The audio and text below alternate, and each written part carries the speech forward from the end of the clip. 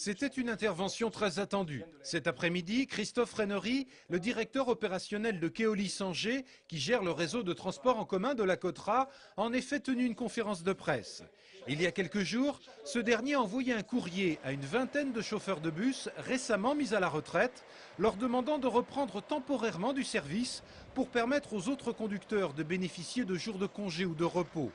L'entreprise, qui compte 390 chauffeurs, doit faire face en ce début d'année à un absentéisme record, avec un volume de 15 000 heures de congé ou de repos qui ne peut être satisfait. On avait en général 13, 18 malades jour, on est plutôt aux alentours de 30, 38 malades jour. Donc ça a une conséquence simple dans l'entreprise, c'est que ça m'oblige à refuser des jours de repos et des jours de congé auprès des conducteurs. Avec un risque, c'est que l'absentéisme continue d'augmenter à terme. Donc je dirais que j'ai pris effectivement une mesure simple, immédiate, de faire appel à des anciens pour permettre d'éponger ces jours et de pouvoir redistribuer des jours de congé. Pour les organisations syndicales, cette situation est inacceptable. Du côté de la CFDT, majoritaire dans l'entreprise, on met notamment en avant le contexte économique local pour dénoncer cet appel aux conducteurs retraités.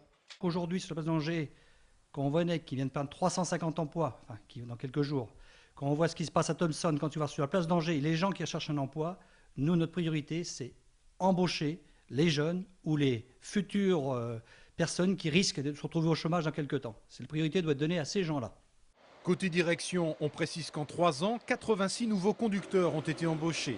La CFDT, quant à elle, demandera demain mardi la tenue d'un comité d'entreprise extraordinaire pour statuer sur ce dossier.